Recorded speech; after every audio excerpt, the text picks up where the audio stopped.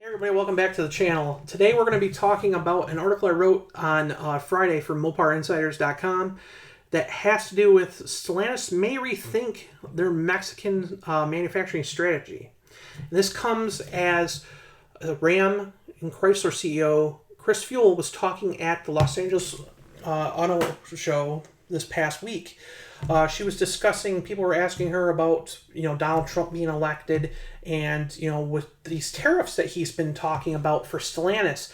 He has basically said that when he came to Michigan, right after the Warren Truck Assembly announced that they were discontinuing the Ram 1500 Classic, they announced that they were laying off 1,100 people in a whole shift and just building the Jeep Wagoneer and Grand Wagoneer. Stellantis came out and said, hey, we're also moving some production of the Ram 1500 to Mexico. And according to my sources, what they were planning on doing was they were looking at basically moving export models to Mexico. So if you aren't familiar with Ram and their manufacturing process, Saltillo, Mexico has their major operations on there. They have the Saltillo van plant, they have the Saltillo engine plant, and they have the Saltillo truck. Saltillo truck for years has been building Ram 1500s, talking about almost in the mid 90s. They have built Ram 1500 2500s, or Ram 1500 classics, Ram 2500, 3500, 3500 chassis caps, 4500 chassis caps, and 5500 chassis caps at that plant.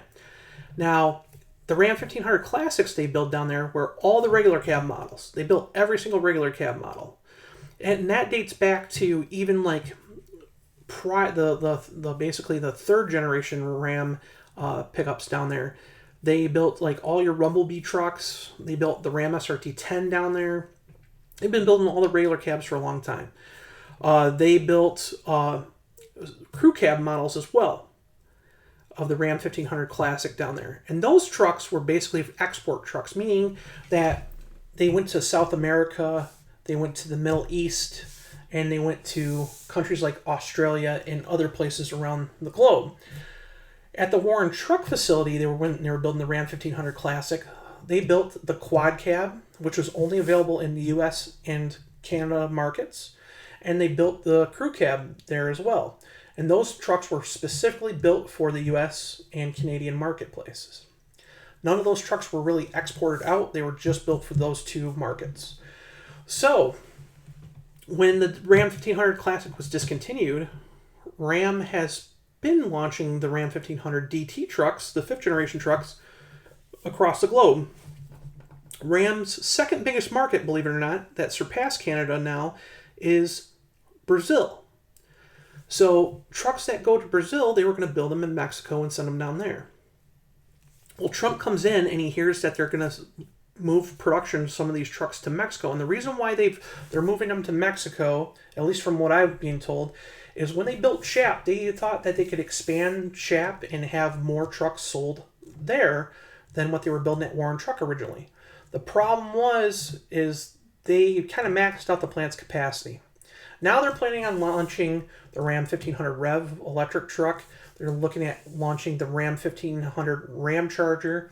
So that will take up more capacity. But now they're looking at different markets. They're looking at launching before they were launching certain Ram models in Europe.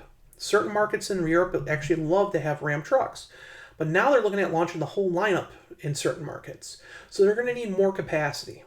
So by sending them to Mexico, they will be able to have that capacity since they're not building Ram 1500 Classics anymore. But the big problem is right down the road from Sterling Heights Assembly Plant is that Warren Truck plant that built the Ram 1500 Classics for North America. And instead of laying off 1,100 employees for the U.S., they're moving the stuff to Mexico when they have all the stamping stuff locally.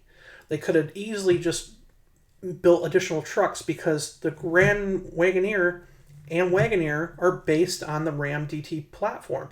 The Stella frame architecture is based on, it's an evolution of the Ram 1500 DT platform. So a lot of the tooling is the same. A lot of that stuff works hand in hand. So it would have made sense. They would have kept 1,100 employees involved, in work and whatnot. But that's not what they're doing, because the UAW has record contracts, meaning that you're making a lot more. Doesn't mean that they're keeping a lot of their jobs. They're laying off people left and right. So unfortunately, it looks like these trucks are going to Mexico. So Trump said, "Hey, we're going to take in if I get in office, I'm going to put 100% tariffs on Stellantis vehicles coming coming into the U.S. from Mexico." So the problem with that is even though these trucks might not be coming to Mexico or coming from Mexico to the U.S., what we're hearing from Christine Feuell, the Ram and Chrysler CEO, at the Los Angeles Auto Show, is she explained that Stellantis is actively considering adjustments to its manufacturing network to mitigate disruptions. It's obviously part of all the scenario planning we're doing, she said. While no decisions have been finalized, Stellantis is keeping its options open. So, if you look at what they build down there, Ram ProMaster vans come here. All the heavy-duty trucks come here. You look at the Toluca plant. They are just launching the Wagoneer S there. All the Jeep Compasses right now are built there until the end of the year, where they're going to be the next generation Compass will be built in Brampton, Ontario. And then they're going to be building the Jeep Recon, the new four-door off-road SUV down there. And they're also going to be launching the all-new next-generation Jeep Cherokee KM down there as well. So Trump hasn't said that he could, because they moved the trucks down there, he hasn't said it would be on trucks. It could be on those vehicles as well. So it's going to be very interesting to see what happens when Trump gets in the office after January 20th. Is he going to keep his word and go after Stellantis for importing vehicles from Mexico because they keep cutting jobs here? Or will he kind of be lenient and only do the trucks? We don't know. He hasn't gone too in-depth in that. But I wouldn't be surprised if he says, "Hey, we're going to put 100% tariffs on your Ram ProMaster vehicles and your Wagoneer S's and your heavy-duty trucks." Because originally, if you look back through several documents on Mopar Insiders, originally when Sergio Marchionne was around, he was looking at moving Ram heavy-duty production to Warren Truck. He was looking at moving it there. And it would have been really good for Ram if they would have, but unfortunately he passed away and the plans changed after Stellantis came on board and was merged. So who knows? We're going to probably see some production changes pretty quick with him and his administration looking at putting tariffs on stuff. It'll be very interesting. We might see more production here in the U.S. The problem is, will it cost more? We don't know yet. So stay tuned.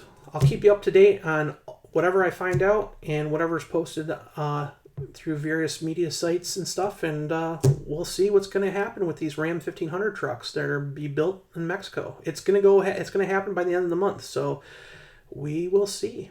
So see you in the next video. Bye.